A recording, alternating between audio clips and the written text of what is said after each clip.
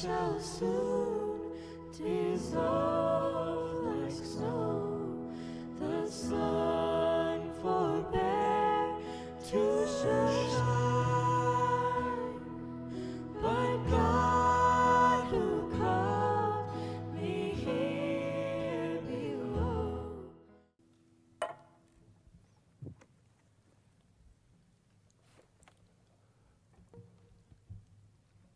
What do you do when things go from bad to worse? Shirley says panic. Let's pray. What do you do when things go from bad to worse? Like you've been trying to make a specific relationship work, and it's already been hard enough, but the wrong thing comes out of your mouth, and now it's gone from bad to worse, and you're really trying. What do you do? What do you do when it seems like, it feels like your family is falling apart? What do you do when you're trying to make better decisions, but you keep falling apart?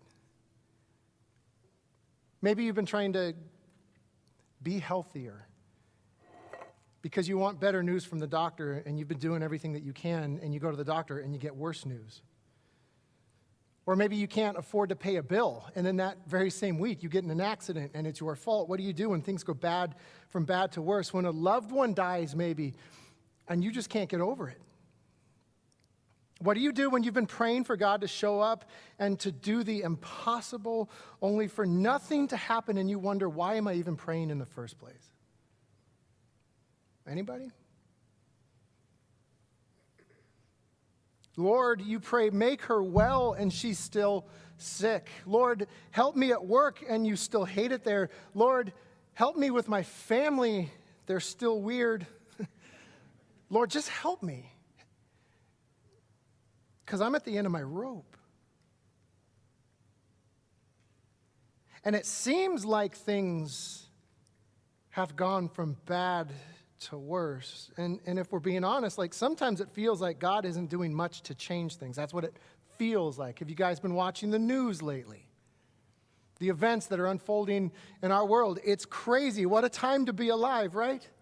So if you've ever been stuck here, or you find yourself wondering if life can get any better, wondering how things just seem to go from bad to worse, you are in the right place this morning.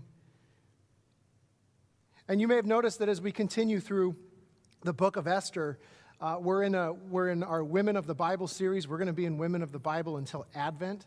And we are in Esther right now. It's a book in the Old Testament. And you'll notice, if you've been following along, God is not named or mentioned or prayed to. God does not speak in the book of Esther at all.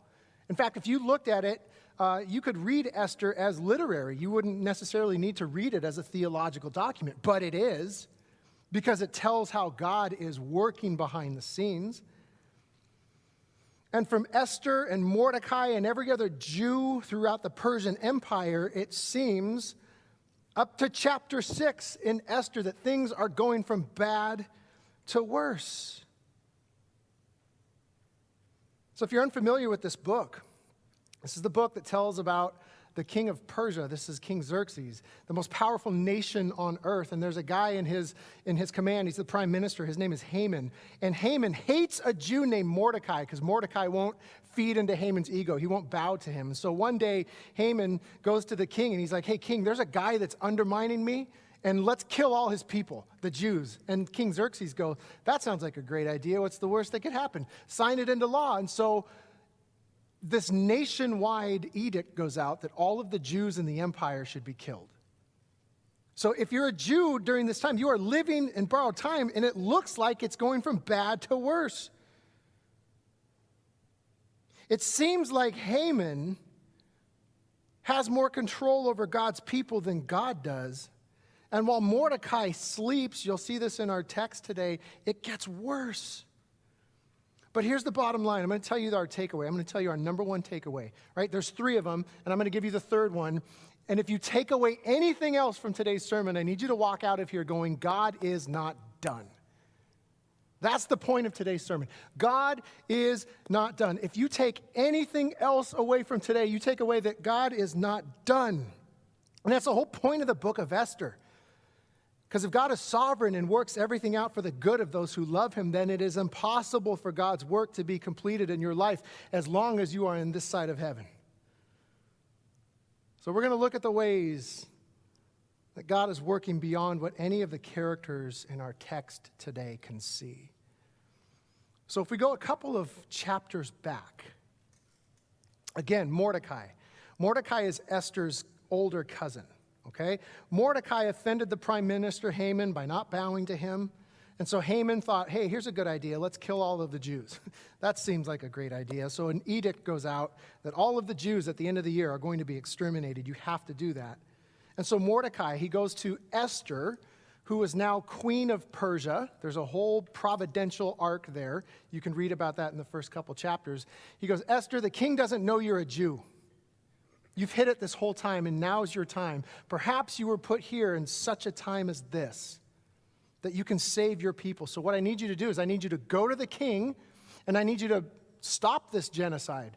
Well, that's risky for Esther, because if she goes into the king's quarters uninvited, it could be her death.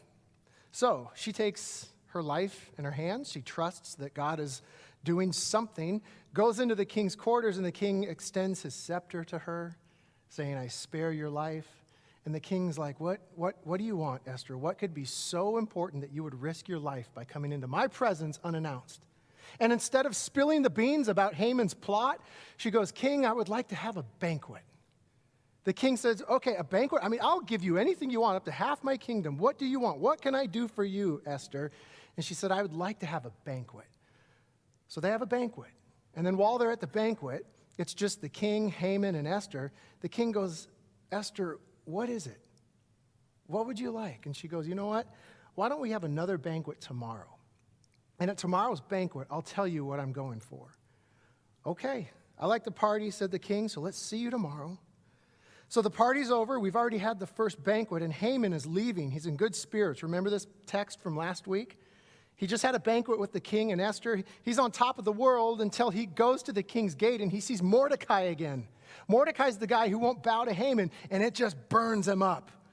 So he goes to his family, he goes to his advisors, and he goes, you guys, Mordecai, he's under my skin. What should I do about him?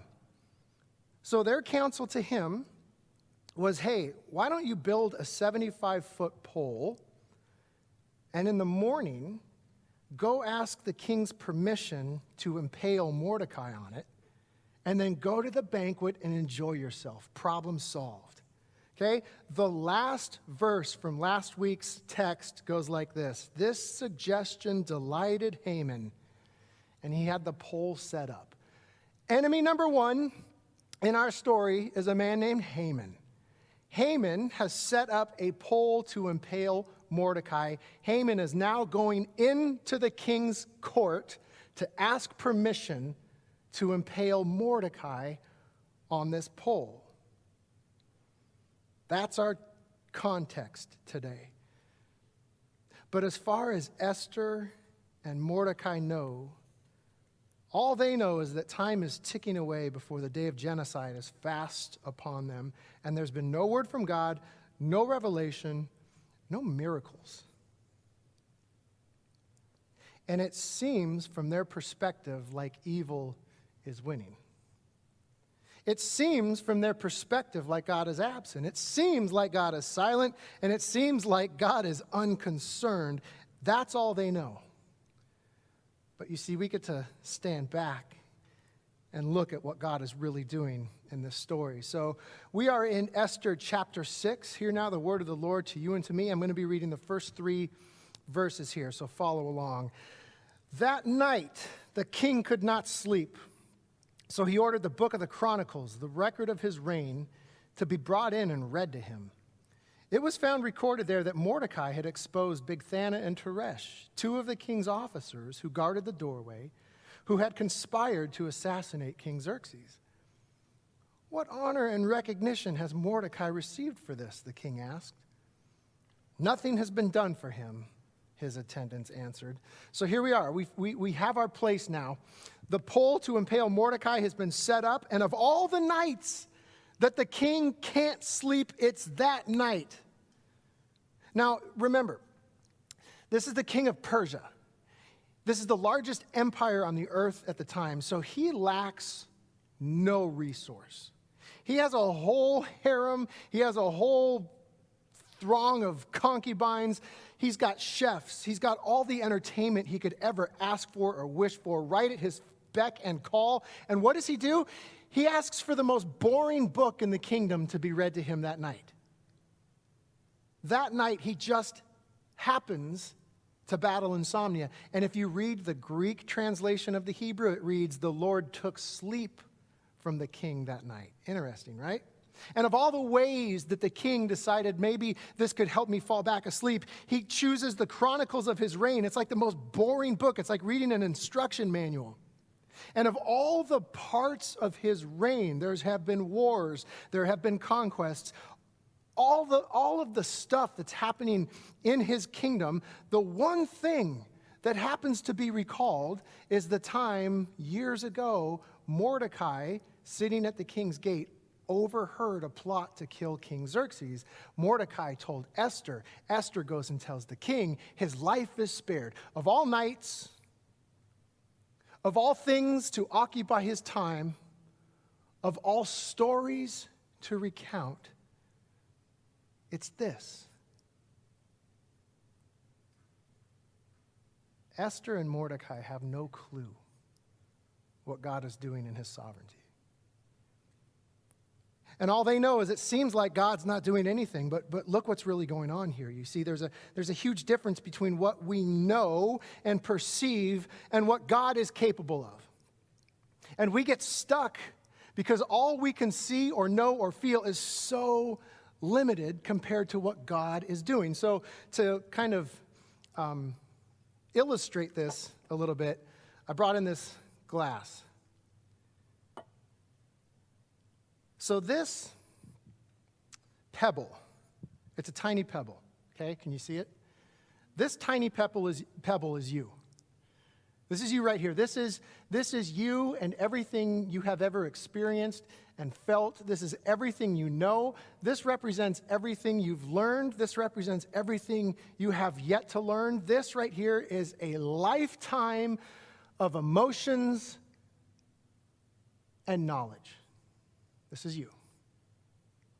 And in this cup is all of the known information in the world, right? This is essentially your smartphone right here.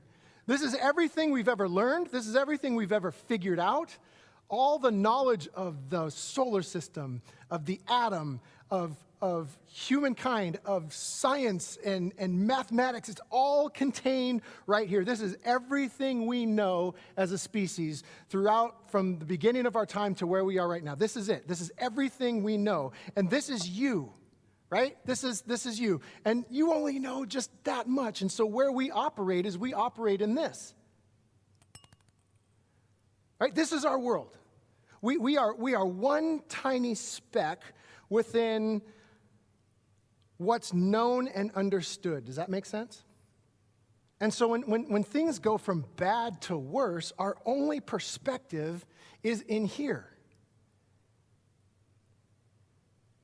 And what we forget sometimes is that God is not limited to this. God stands outside of all of this, greater than it, working everything that we experience, good, bad, into his good purposes for those who love him, right? God is working, God is sovereign, and sometimes we forget that because this is all we know or experience. And we get stuck and discouraged because we tend to focus on only what we know and see and feel in the cup, as if God can't do anything outside of that. So let's see God at work here, verses 4 through 6. The king said, "Who is in the court?" Now Haman had just entered the outer court of the palace to speak to the king about impaling Mordecai on the pole he'd set up. His attendants answered, "Haman is standing in the court. Bring him in," the king ordered. When Haman entered, the king asked him, "What should be done for the man the king delights to honor?" So we're going to stop right there. So here's a little timeline. Remember this? Last night, Haman built the pole to impale Mordecai. The king can't sleep. And in his insomnia, he hears about the time that Mordecai saved his life. And that morning, Haman enters the king's court to ask permission to kill the guy who saved the king's life. Do you see what's going on here? Now, let's pause and talk about God's timing. And it's always perfect. It may not ever make sense, but it's always perfect. And I'm sure in the moment when Mordecai years ago thwarted the attempt to assassinate King Xerxes, do you remember who got promoted instead of him? Haman, the worst guy. Mordecai exposes the plot, saves the king's life, and Haman gets promoted. And I'm sure at that moment, Mordecai was like, this doesn't make any sense. It should be me. But instead it's Haman. It doesn't make sense. And I'm sure in the moment, Mordecai didn't understand why he wasn't rewarded. But what's the better outcome here? Is it Mordecai receiving praise according to his timeline? Or Mordecai finally receiving what's due according to God's timeline? You see, when we see it in the bigger picture, it's God's timing that ultimately matters and leads to good. And the reason God's timing may not make sense to you in the moment is because God is working something out and we don't have all the details. So keep this in mind the next time the timing or the circumstances seem wrong to you. Let me give you an example. Last week, right, as I was preparing for this sermon, so we are, as a congregation, leaving our denomination. We are leaving the PCUSA, and we are transferring over to another Reformed body, another Presbyterian denomination called ECO, Covenant Order of Evangelical Presbyterians. And and we told you that we would give you updates as we hear them. And part of what we're doing is we are working with an elected body from our Presbytery of Olympia, to negotiate a buyout price. That's how it works. And so we've been waiting on an appraisal for our property, and I'm studying for this sermon where things don't seem to make sense in our lives, and what do we do when things go from bad to worse? And then I get an email from Judy Brockhoff. And in that email from Judy is the appraisal of our property. And I asked our first service, I forgot to ask you guys this last week, maybe why, pray for a low number. It makes sense to pray for a low number. Well, the appraisal came in and it's a high number, right? Our property combined with the land and the buildings that are on the land came in at just over $4 million. And I'm like, that's a lot of money. Right? So we take a percentage of that, and that doesn't even include our endowments or our June financials. You put all that together, and then we go to the presbytery with essentially $5 million that we negotiate a percentage of to leave the PCUSA and go to ECO. And I'm looking at this text, and I'm going, God, this doesn't make any sense. The timing is weird on this. Like, we were looking at this, we were trying to get this months ago, and Lord, what a high number. None of this is starting to make sense. This is not what I've been praying for. This is not what we've been hoping for as a congregation, but here it is. And so I was like, I shut my computer. I'm like, I'm never opening another email from Judy again. And I sit back in my chair because I was at Top Pot studying for this, and I'm like, okay, God, what are you doing?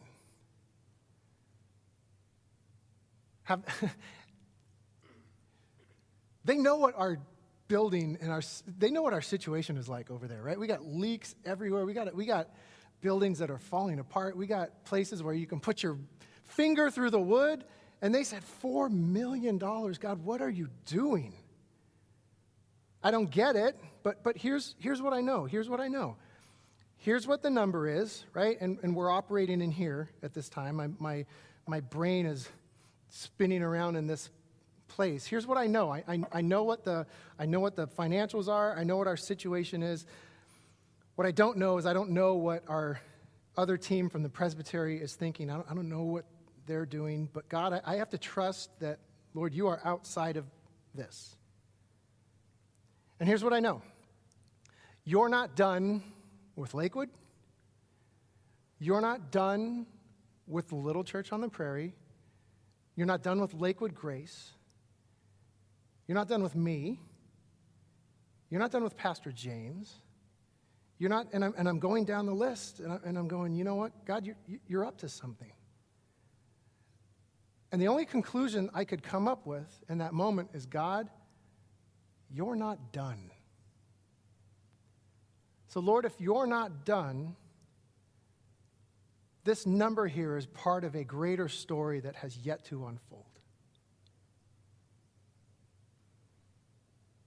If you take anything away from this morning, take away that God is not done. So let's read 6 now through 10. So Haman comes in. He wants permission to kill Mordecai. The king has just learned about Mordecai's work to save his life. So they're on two different levels, right? Now Haman thought to himself, who is there that the king would rather honor than me? Verse 4. The king said, who's in the court? Now Haman had just entered the outer court of the palace to speak to the king about impaling Mordecai on the pole he had set up for him. His attendants answered, Haman is standing in the court. Bring him in, the king ordered. When Haman entered, the king asked him, what should be done for the man whom the king delights to honor? Now Haman thought to himself, who was there that the king would rather honor than me? So he answered the king, for the man the king delights to honor, have them bring a royal robe the king has worn and a horse the king has ridden, one with a royal crest placed on its head. Then let the robe and horse be entrusted to one of the king's most noble princes.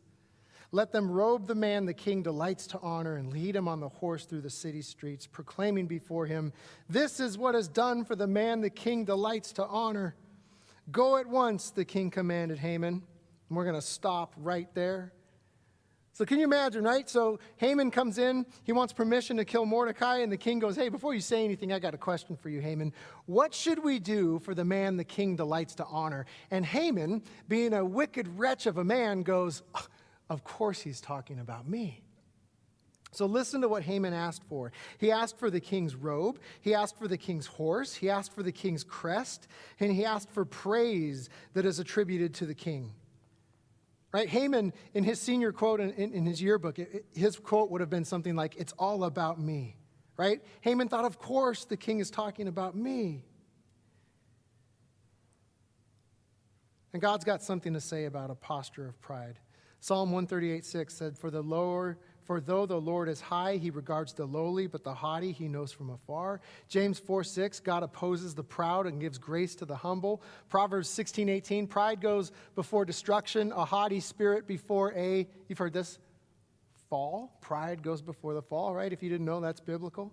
So God's issue isn't that pride pulls us away from God. God's issue with pride is that it elevates us above God. So watch how God deals with pride, and let this be a warning. Watch God's economy unfold in real time. Go at once, the king commanded Haman. Get the robe and the horse and do just as you have suggested. For who? Mordecai the Jew, who sits at the king's gate. Do not neglect anything you have recommended. Look, if you're set on being somebody who is lauded and honored, God's economy says you're going to receive the opposite. And that's not my opinion. That's what we see throughout Scripture. God's like, look, you want honor? Then you need to humble yourself. You want to be lifted up? Then humble yourself. Don't make life about you. And that's just how God's economy works. But this is not the point of the passage. We could spend time here. We could spend a whole week on this passage alone, right? Talking about pride, but that's not where we're going. Look, who was Haman asked to honor? So go back and look at verse 10. Who was Haman asked to honor? Mordecai. How is he described? Mordecai the Jew. And who okayed the edict to kill all the Jews throughout the Persian Empire. King Xerxes. So put yourself in Mordecai's shoes for a bit. Let's pause here for a moment. Put yourself in Mordecai's shoes, okay? You saved the king's life. He just got wind of it. And you want to honor Mordecai the Jew. Remember, you sent an edict out calling for the genocide of all of my people. Mordecai the Jew is essentially a dead man walking. Hey, how about, King, instead of honoring me by putting me on a horse and giving me a robe and parading me through the city, how about instead of doing that, I don't know, why don't we start with, let's not kill my people? Does that seem reasonable? How about spare my life? How about reverse the edict that you sent out calling for the genocide of all my people? I saved the king's life, and Haman got the promotion instead. Haman hates me and wants me dead. Haman thought of the idea to kill all of my people. King Xerxes, you made that into a law. And the same king wants to honor me for saving his life by parading me around on a horse in his robe. I don't need a horse. I don't need a robe. I don't want the acclaim.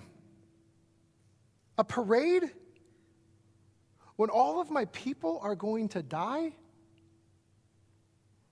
This just went from bad to worse. Gee. Thanks.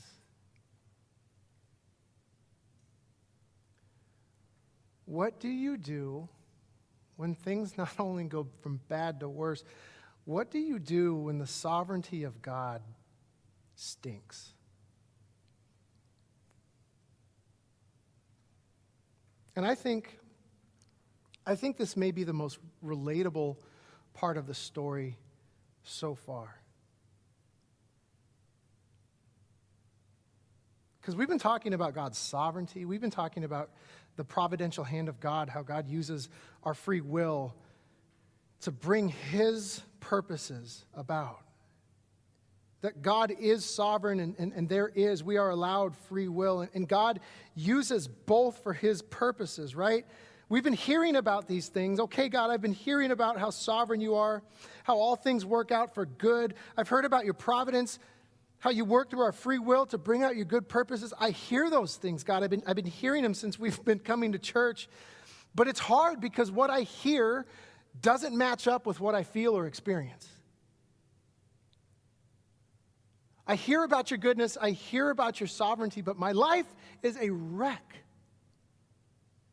I hear about how you're working through people in time. I saw this B+ illustration about a pebble in a cup. And I know, God, that you are outside of that. But God, I've been praying for the same thing and nothing's happening. Look, is anybody there?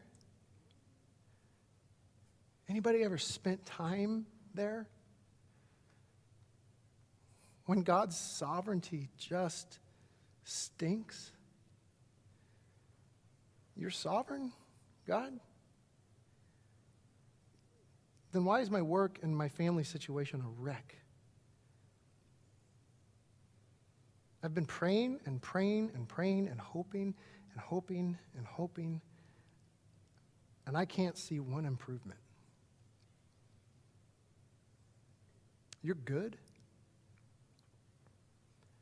Have you seen what's going on in the world? I'm trying to be faithful, and I'm barely hanging by a thread. What do you do when things go from bad to worse and the sovereignty of God stinks?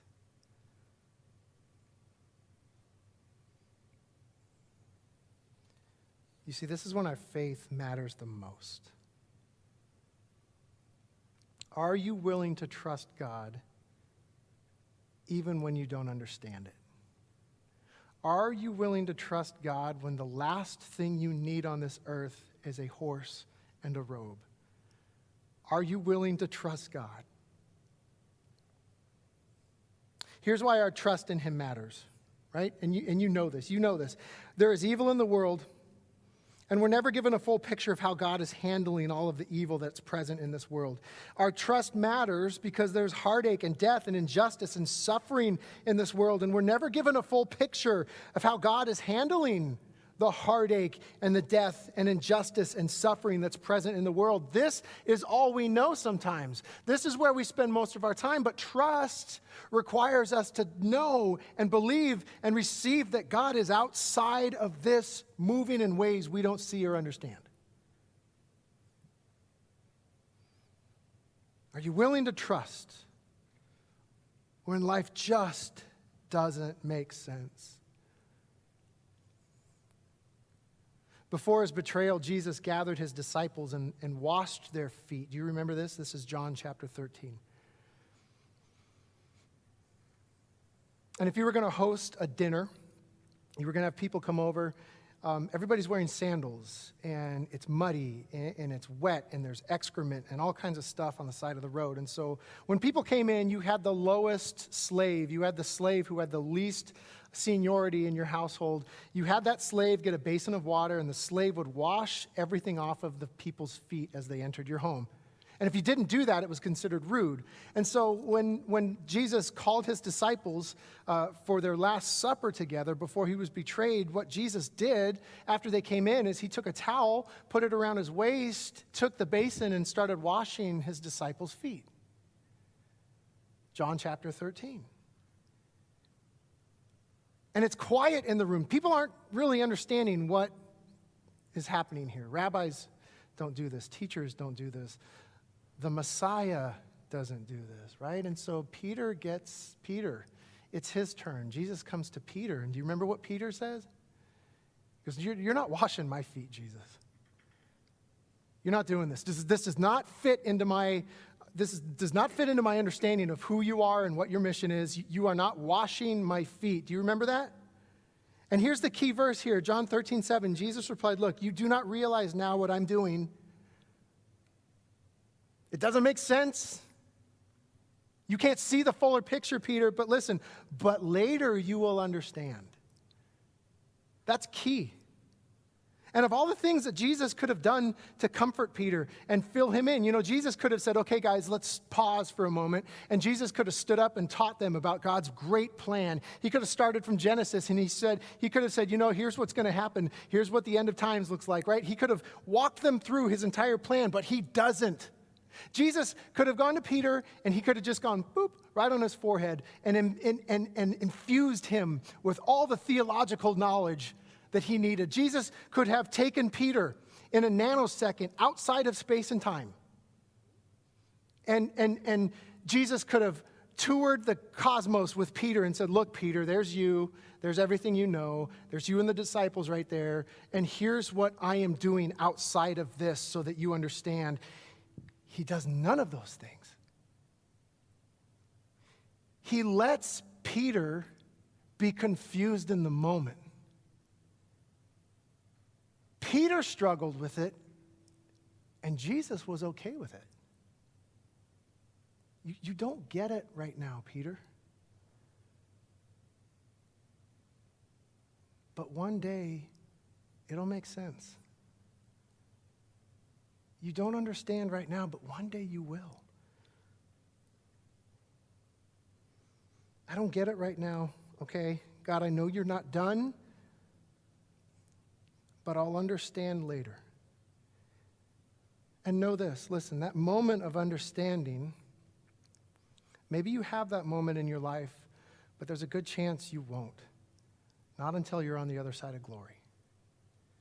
You may struggle your entire life not seeing God's full plan. You may struggle your entire life wondering why God in his sovereignty gave you a horse and a robe when you needed different things. You may struggle with that your entire life, but Jesus said you will understand. It just may be on the other side of glory, but you will understand. It's only a matter of when. I don't get it right now, but I'll understand later, which means, God, you are not done. So listen to this next part. After Mordecai returned to the king's gate, Afterward, Mordecai returned to the king's gate, but Haman rushed home with his head covered in grief and told Zeresh, his wife, what all his friends, everything that had happened to him. His advisors and his wife Zeresh said to him, since Mordecai, before whom your downfall has started, is of Jewish origin, you cannot stand against him. You will surely come to ruin. And while they were still talking with him, the king's eunuchs arrived and hurried Haman away to the banquet that Esther had prepared.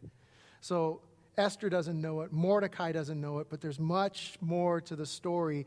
There's banquet number 2 that's coming while Haman is complaining and he's got grief all about him and he's going, I hate Mordecai. The king's eunuchs pull him away and he's carried away to his eventual, well, you need to read ahead. But this is a great cliffhanger.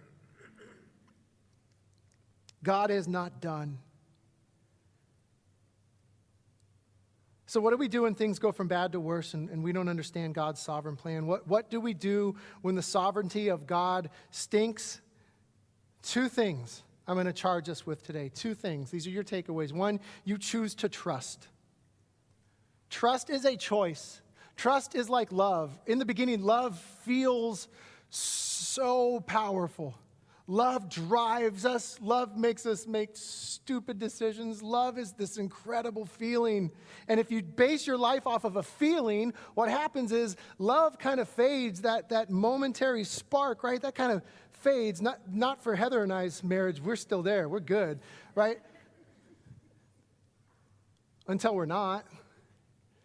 And love is a choice. Trust is the same thing. It's so easy to trust when we have all the answers. It's so easy to trust when we can get a glimpse and see that God is doing something outside of what we know and understand and feel. But when we're stuck here, that's when trust matters the most. So we choose to trust. We don't trust when it makes sense. We don't trust when it feels right. We make a conscious decision, church, to trust that God is sovereign and good no matter what we experience. We make the decision to trust that God knows what he's doing. When things go from bad to worse, and we find ourselves on a horse with a robe, and it doesn't make sense. That God, you are sovereign, and you're not done, and I choose to trust that. That's takeaway number 1. Takeaway number 2 is this. We choose to praise. And this part is hard because it's hard to go from complaining and wondering and being angry and not knowing what God is doing in his sovereignty to a posture of praise, but we're called to it. All throughout Scripture, read the Psalms. We're called to praise. Here's why. In his book, What Happy People Know, author Dan Baker argues that you can't be in a state of gratitude and fear or anxiety at the same time. During active appreciation, right? The Bible calls this praise. When we take our active appreciation and we direct it toward God, that's called praise. During active appreciation, Baker writes, the threatening messages from your amygdala, that's the fear center in your brain, and the anxious instincts of your brainstem are cut off suddenly and surely from access to your brain's neocortex, where they can fester, replicate themselves, and turn your stream of thoughts into a cold river of dread. You know what this is like. It's the 3 a.m. death spiral. That you are awake, and now your life is out of control. Ever been there? He continues, it is a fact of neurology that the brain cannot be in a state of appreciation and a state of fear at the same time. The 2 states may alternate, but they are mutually exclusive, right? That's all nerd talk for what the Bible has been telling us for centuries. That a posture of praise in the midst of uncertainty, those times when we need to trust the most, a posture of praise pushes out anxiety because anxiety and praise can't operate and be in the same space in your brain at the same time. We haven't always known that scientifically until recently, but the Bible's been directing us there since the very beginning. A posture of praise can't exist with anxiety at the same time in our brains. What a perfect time then, when God's sovereignty kind of stinks and we don't know what's going on, to trust and praise because God is not done. To trust and to praise that God uses our free will, even the worst of us, for His good purposes, for His glory and our good. God, I don't get it, but I'm choosing to trust you. God, I don't feel like it. I'm choosing to trust you.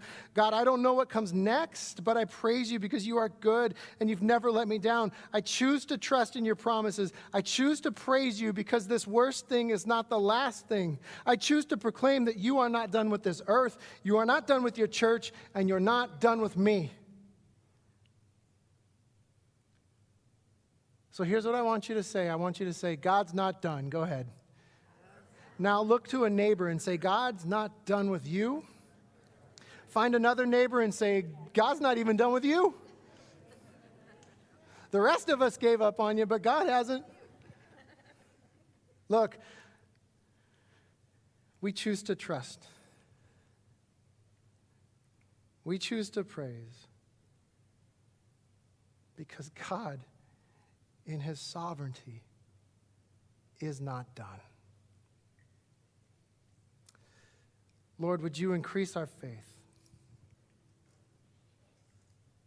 Lord, would you remind us that when life takes a turn, and in your sovereignty, God, we find a circumstance that we don't understand, when, Lord, we need something way different than a horse in a robe, would you call us, Lord, to trust you? Holy Spirit, lead us in those moments to praise because, God, you are not done. May that bring us comfort. May that bring us joy. May it change our hearts, God. Pray these things in Jesus' name. And all of God's people said, Amen.